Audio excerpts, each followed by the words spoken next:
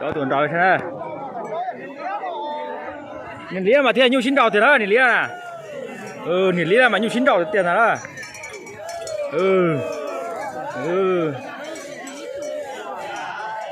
tụi từ con đầu ta ra tụi lý à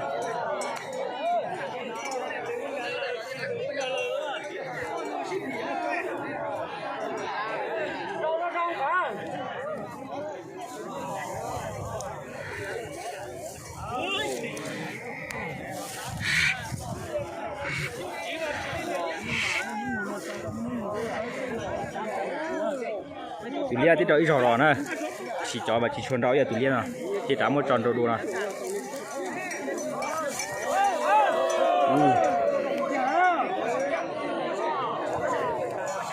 chỉ rõ thật đấy chứ nè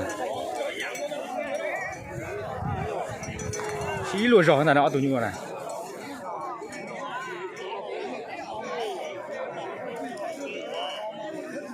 用给这好查了他吗？用给这好查了吗？我给了这，我碰我油出了。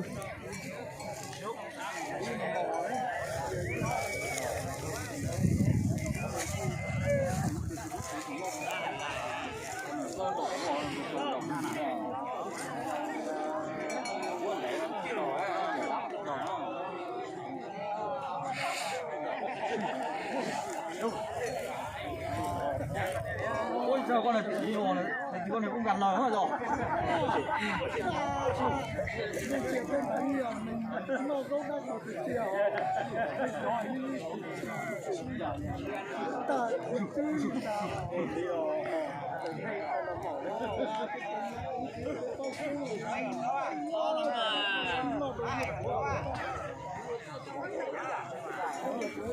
Được ăn đầu tuần này.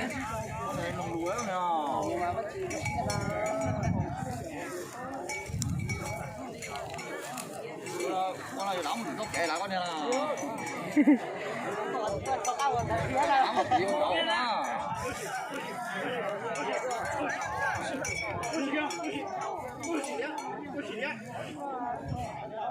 rồi đủ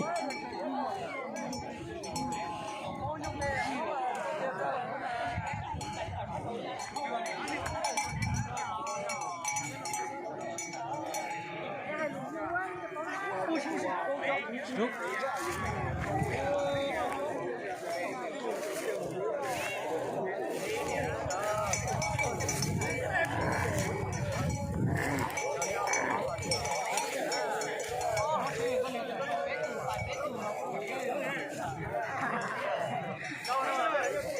con này như thế cả lái con này là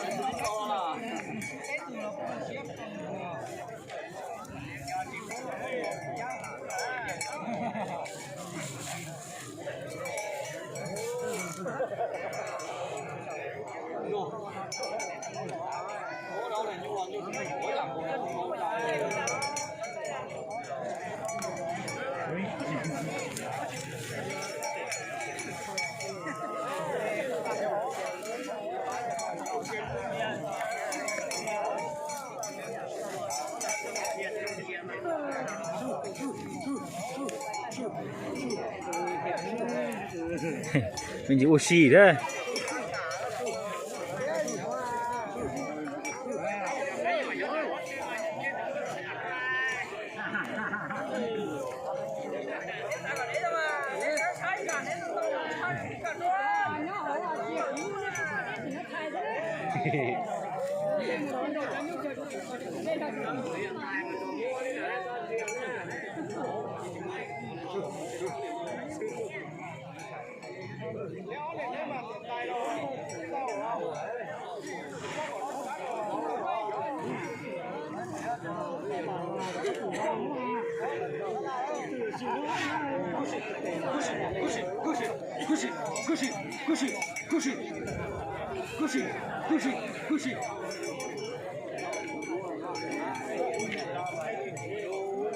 thì kiểu nó không có mà cái tàu này cái đó phải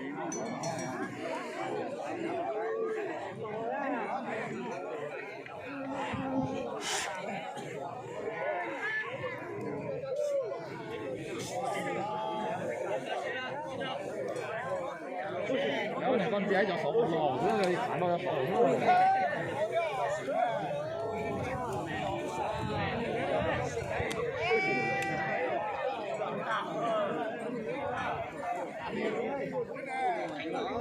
ổn nhỉ không mà mình tin đầu thế chắc chắn là mình chỉ sản đầu thế ổn nhỉ kiến tầm mà mình tin đầu theo này như là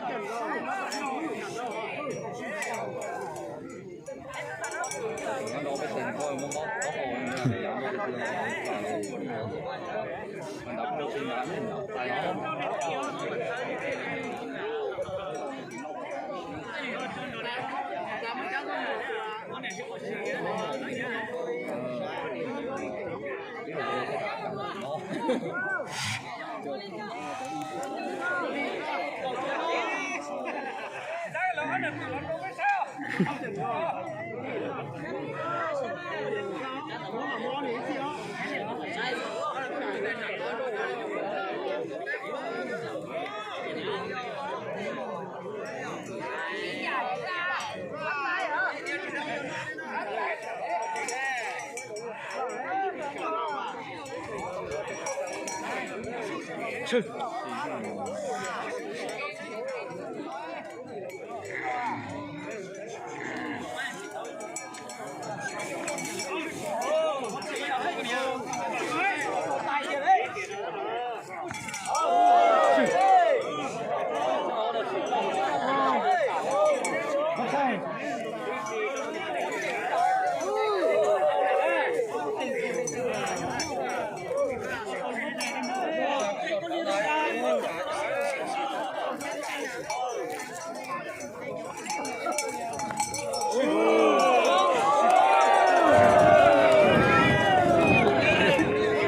Tiền tức là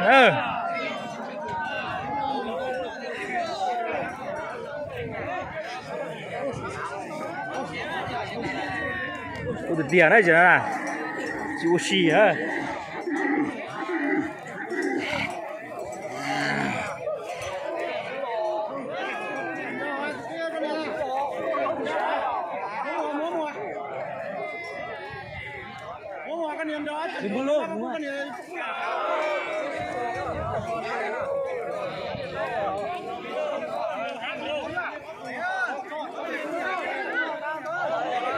liếc bên này rõ rõ nè, chào thấy nữ, ya hay câu rõ đây hay nè, tao